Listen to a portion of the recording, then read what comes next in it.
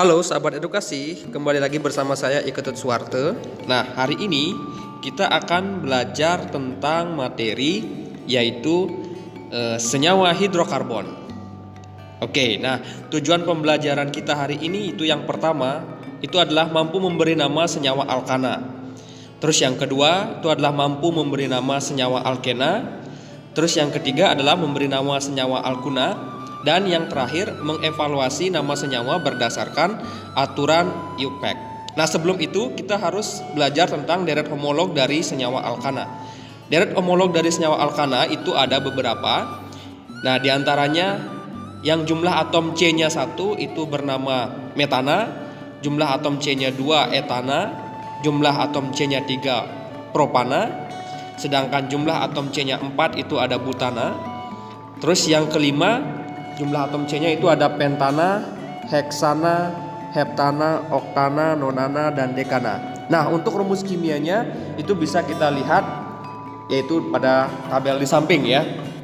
Nah, di sana memenuhi rumus umum dari alkana yaitu CnH2n plus 2. Oke, yang pertama adalah senyawa alkana. Senyawa alkana itu merupakan senyawa hidrokarbon jenuh yang hanya memiliki ikatan tunggal saja. Jadi tata penamaan alkana itu yang pertama dimulai dari menentukan rantai utama yaitu rantai yang paling panjang. Terus kedua itu menentukan penomorannya, itu dimulai dari ujung rantai yang paling dekat dengan cabangnya. Terus yang terakhir adalah menentukan jenis cabang. Jenis cabang itu biasanya diberi nama alkil. Oke, alkil di sini menyesuaikan dengan deret homolognya ya. Jadi kalau misalnya cabangnya ada 1 namanya metil, kalau cabangnya ada 2 namanya etil dan lain sebagainya ya. Nah, urutan tata cara penamaannya itu dituliskan dulu nomor cabangnya, terus diikuti dengan nama cabangnya, kemudian diikuti dengan rantai utama, diberi akhiran ana. Oke, sebagai contoh ini adalah berikut kita akan menamakan alkana dengan jumlah cabang yang berbeda ya. Nah, dari gambar di atas yang berwarna biru yang diberi garis biru itu adalah rantai utamanya, yaitu jumlah rantai utamanya sepanjang 5 atom karbonnya. Nah, sesuai dengan deret homolog itu diberi nama pentana.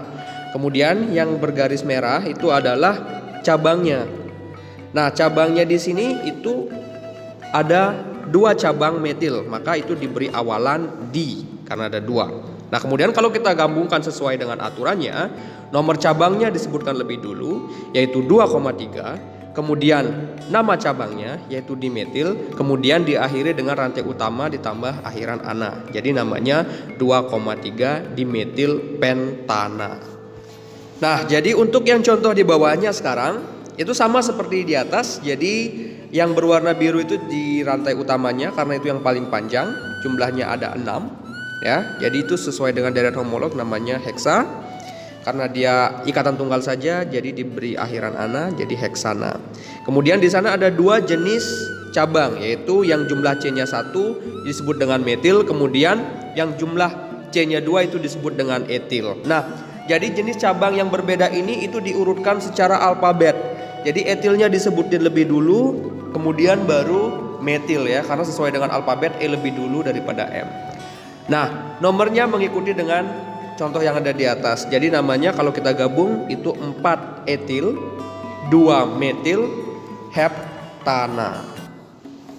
Nah, untuk hidrokarbon rantai alkana yang tidak memiliki cabang itu cukup diberi dengan awalan normal saja. Jadi kalau misalnya jumlah C-nya ada 5, diberi nama normal yaitu normal pentana. Begitu juga dengan atom karbon dengan jumlah C yang lainnya.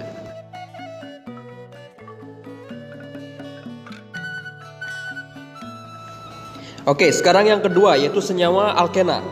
Nah, senyawa alkena itu merupakan senyawa hidrokarbon tak jenuh yang hanya memiliki ikatan rangkap 2 saja. Jadi dia hanya memiliki 1 buah ikatan rangkap 2. Nah, tata nama alkena di sini mirip dengan tata nama alkana yang seperti tadi, cuman bedanya adalah ada pada di nomor 1 dan nomor 2. Ya, jadi rantai utama yang kita tentukan di sini adalah yang mengandung ikatan rangkap 2. Jadi yang rantai utamanya itu harus melewati ikatan rangkap 2. Kemudian yang kedua itu penomorannya itu dimulai dari ujung rantai yang paling dekat dengan ikatan rangkapnya. Ya, jadi digarisbawahi ujung rantai yang paling dekat dengan ikatan rangkapnya. Terus yang ketiga menentukan jenis cabang alkinnya ada berapa. Nah, aturannya yaitu yang pertama menyebutkan nomor cabangnya, terus yang kedua menyebutkan nama cabangnya. Nah, di sini perlu kita sebutkan nomor ikatan rangkapnya. Jadi terletak di nomor berapa ikatan rangkapnya. Nomor yang digunakan itu adalah nomor yang paling kecil. Kemudian diikuti dengan rantai utamanya, diberi akhiran ena. Nah, berikut adalah contoh tata nama cara menamai senyawa alkena. Oke, pada contoh yang pertama itu adalah yang benar, terus yang kedua itu adalah yang salah. Nah, kenapa yang di atas yang benar? Karena penomorannya itu harus dimulai dari ujung rantai yang paling dekat dengan ikatan rangkapnya, ya. Jadi yang paling dekat. Jadi nomornya harus yang paling kecil. Jadi yang terkecil, ya. Jadi nama dari contoh di atas yang benar itu adalah 2 pentena. Jadi yang benar 2 pentena bukan 3 pentena. Selanjutnya memberi nama senyawa alkena yang memiliki cabang. Nah, berikut contohnya. Oke, contoh yang di atas itu adalah jumlah rantai utamanya ada 5, namanya penta. Kemudian karena ikatan rangkapnya terikat di C nomor 2, maka itu diakhiri dengan 2 pentena. Kemudian di sana ada 2, di nomor C nomor 2 itu ada cabang metil. Nah, jadi kalau kita gabung namanya 2 metil 2 pentena. Oke, nah begitu juga dengan contoh yang ada di bawahnya. Contoh yang kedua, ikatan rangkapnya itu terletak di C nomor 1. Letak cabangnya sama dengan yang ada di atas. Sama dengan contoh yang ada di atas. Jadi namanya 2 metil 1 pentena. Jadi yang berubah itu cuma nomor ikatan rangkap 2-nya. Sedangkan contoh yang ketiga, ikatan rangkapnya tetap terletak di C nomor 1, tetapi cabangnya yang pindah di C nomor 3. Nah, itu tinggal diberi nama yaitu 3 metil 1 pentena. Oke, yang ketiga pemberian nama senyawa alkuna. Pemberian nama senyawa alkuna di sini mirip sekali dengan pemberian nama senyawa alkena. Jadi itu dihitung dari ikatan rangkapnya, yang paling dekat dengan ikatan rangkap itu penomorannya, kemudian tentukan jenis cabang. Nah, yang berbeda di sini adalah pada akhirannya. Kalau tadi alkena ikatan rangkap 2, akhirannya ena, sedangkan kalau alkuna ada ikatan rangkap 3 yaitu akhirannya na. Oke, jadi bisa kita simak dari contoh berikut ya. Oke, jadi identik dengan hal yang tadi.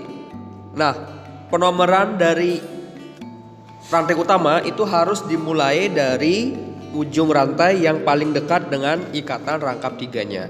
Nah, jadi di sana nama yang benar itu adalah 2 pentuna.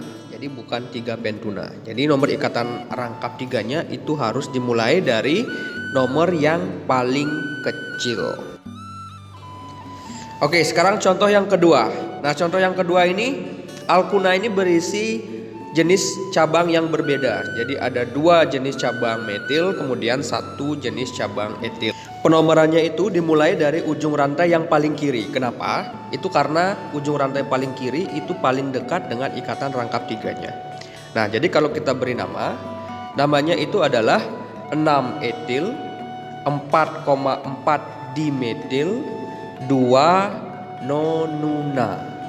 Oke, jadi sekali lagi namanya itu adalah 6 etil, 4,4 dimetil, 2 nonuna. Kenapa nonuna? Karena jumlah atom C pada rantai utamanya itu ada 9. Jadi namanya nona.